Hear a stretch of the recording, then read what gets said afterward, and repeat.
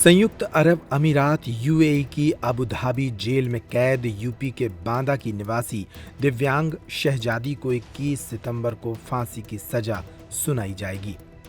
UAE की court ने 21 सितंबर को शहजादी को फांसी के फंदे पर लटकाने का वक्त मुकर्रर कर दिया है। ये खबर आते ही पीड़िता शहजादी के घर में कोहराम मच गया है। फांसी की सजा पाई शहजादी के बूढ़े माता पिता रो रो कर प्रधानमंत्री नरेंद्र मोदी से अपनी बेटी को बचाने की फरियाद लगा रहे हैं। आपको बता दें कि बांदा के मटौंध थाना क्षेत्र के गांव गोयरा मुगली की रहने वाली शहजादी सामाजिक संस्था रोटी बैंक में काम करती थी।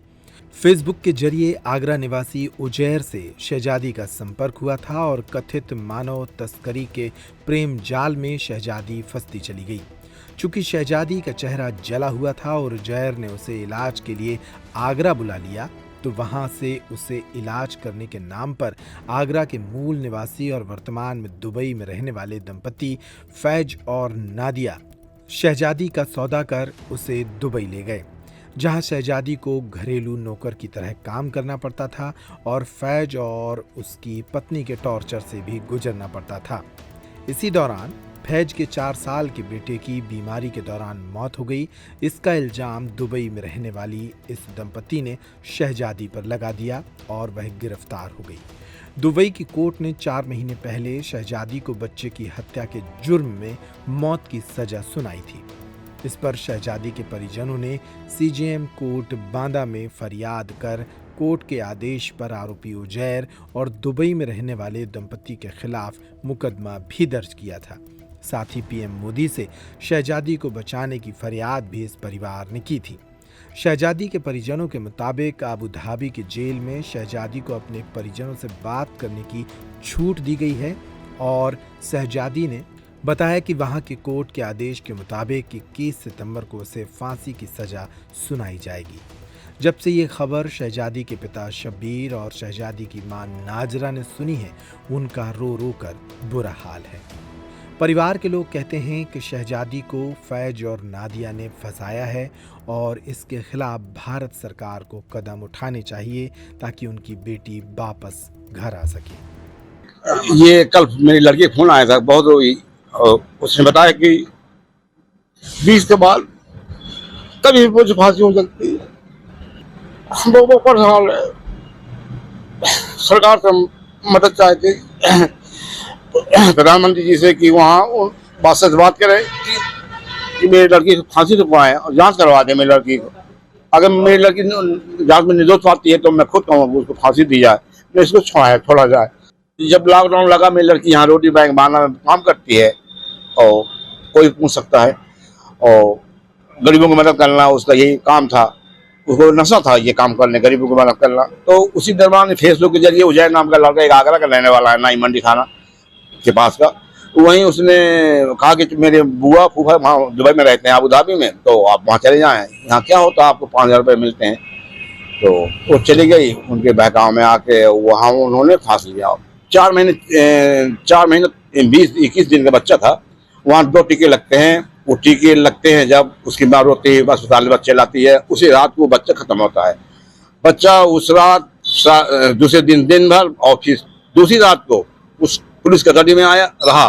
फिर वो औरत ने अपने असर से बगैर पोस्टमार्टम के बच्चे की मिट्टी दिलाई और 1:30 बजे रात के करीब मिट्टी दे घर आए। सुबह लड़की ने मुझे बताया, फिर पता नहीं इनके ऊपर क्या आफत आने वाली थी कि 57-58 दिन के बाद मेरी लड़की को ये लोग फंसा रहे हैं, मारकूट की वीडियो बनवा रहे हैं, अरबी में और इंग्लिश में दस्तखत करवाए पेपर में, जो कोई इसमें लिखा हुआ था कि मैंने मारा है। और एक कसम वहाँ सरकार वो अदालत कसम मानती है वहाँ की हलफ, तो जो बच्चा मरा है उसका चाचा आगरा से 10-12 दिन बच्चे के मरने के बाद अबू धाबी पहुँच रहा है, वो मुकदमा के दरमियान वो कसम वहाँ खा रहा है झूठी। तो ये जांच का विषय है, क्या यही है क्या देश की बेटी को इंसाफ नहीं मिलेगा, वैसे मर जाएगी। अच्छा बताया जा रहा है आपकी बेटी खाना बनाते समय जल गई थी, तो क्या कोई इलाज का भी बहाना था उसको ले जा बहाना ये फेस थोड़ा जो शख्स जल जाता है तो उसका फेस बिगड़ा ही रहता है कि इतना इलाज हो।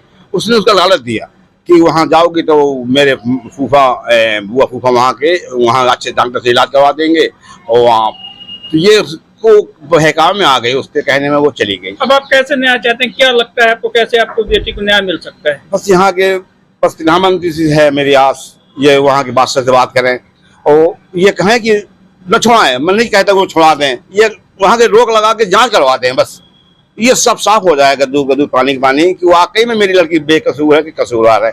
और उसका कल फोन आया तो हम बेचैन हो गए। कल से खाना नहीं खाया, हम चाय जरूर पिए, खाना नहीं खाया। क्या बताया बच्ची ने? बच्चे बस यही रोके बताया, ढंग से बात नहीं कर पा रही थी वो कि 20 तारीख के बाद कभी भी कुछ हो सकता है उनको। 20 सितंबर के बाद? ये जी हाँ। मेरी बेटी के साथ में यहाँ 8 साल की थी जब वो जल गई थी। उसके बाद में वो शादी लायक तो थी नहीं कि शादी हम कर सके, तो एनजीओ में जुड़ गई। एनजीओ के जरिए से आगरा वाले उजैर नाम उसका, उससे संपर्क हुआ उसका। उसने अपना कहा सुना कि तुम्हारा इलाज कराएंगे, दुबई चली जाओ, वहाँ इलाज करवा देंगे, तुम जाओ, हम भी आ रहे हैं, हम इलाज करवा देंगे। वो चली गई उसके कहने से। कहाँ गई थी उसके कहने? दुबई चली गई। तो क्या दुबई उसने भेज दिया। कहाँ से भेजा था? आगरा से भेजा था, यहाँ से लेके गया तो वो आगरा भेज दिया उसने। क्या जुनैब आगरा का रहने वाला? उजैर आगरा का रहने वाला। उजैर उजैर आगरा का रहने वाला है। वहाँ पहुँच गई, फिर वो 1 साल तो अच्छे से रही। उसके बाद में जहाँ भेजा था इनकी फुप्पी पप्पा है, उनके बच्चा हुआ, तो वो 4 महीना 20 दिन में उनने 6 महीने वाला इंजेक्शन लगवा दिया। जो बच्चों के लगते हैं वो इंजेक्शन लगवा दिए। 4 महीना 20 दिन का था बच्चा, वो इंजेक्शन लगवा के आए, बच्चा ख़त्म हो गया। लड़की ने बल्कि फ़ोन करा, वो सर्विस करती है माँ, बच्चे की माँ सर्विस कुछ करती है। लड़की ने फ़ोन करा 1 घंटा के बाद, हैप्पी बच्चा रो रहा, इंजेक्शन लगवा के जब से आई आप आके देखी, बोली दूध पिला दो वो सही हो जाएगा। दादी मौजूद थी सामने उनकी, बोली चुप हो जाएगा, दूध पिला दो। बच्ची ने दादी ने दूध बनाया, बच्ची ने दूध पिलाया। वो जब सोगी, शांत होगी, सोगी है तो उसने लिखा दिए।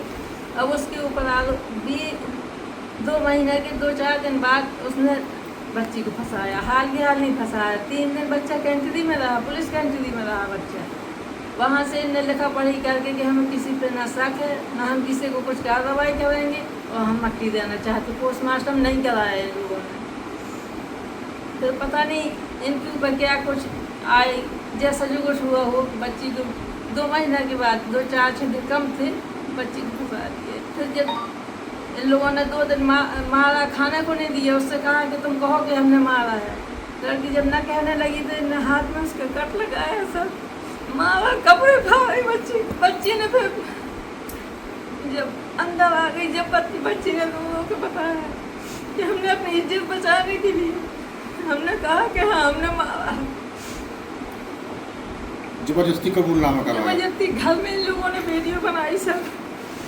फिर जब 10-12 दिन फ़ोन नहीं आया, फिर आगरा वाले से हम लोग फ़ोन करके पूछ रहे, बोले हमें मालूम नहीं है, हमारी भी बात नहीं हो रही, फ़ोन नहीं लग रहा हमारी बात। तो लड़की नहीं 12 दिन बाद वहीं से थाने से फ़ोन करा कि पापा हमें ऐसा करा, हमें फंसा दिए, पापा हमें बचा दिए। जब बच्ची ने बताया कि हमारे साथ में ऐसा किया, जबरदस्ती कहलवाया, तो हमने कह दिया कि हाँ हमने मारा। सरकार ने ये लिया कि लड़की का हमारा कोई नहीं है, वहाँ पैरवी के लिए कोई नहीं है, सब उन्हीं के हैं, तो उन्हीं की सुनाई हुई, हमारी लड़की की कोई सुनाई नहीं। जो उन्होंने लिखवाया था बच्ची को क्या सजा सुनाई गई? वहाँ बच्ची की सजा सुनाई गई है, क्या सजा सुनाई? फांसी की सजा सुनाई गई। तो वहाँ कोई सुनाई नहीं हुई, ना यहाँ पुलिस एक्शन ले रही है, ना वहाँ की कोई छानबीन उन लोगों ने भी कुछ नहीं की। बच्चे का चच्चा आगरा से 10-12 दिन बच्चे के मरने के बाद गया, वहाँ कसम मानी जाती है अदालत में। अदालत में उसने कसम खाई, चच्चा ने उसकी, कि हाँ हमारे सामने मारा है। जब यहाँ था तो कम से कम सरकार उसका टिकट तो देख लेती, कौन टिकट से आया है, क्या तारीख को आया, क्या तारीख को, कुछ कोई।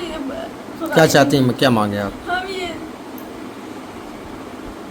मोदी जी से हम ये मांग चाहते हैं कि देश की बेटी, मोदी की बेटी है, आप सबकी बेटी है, बेटी को बचाइए, बेटी पे कसम। हम सब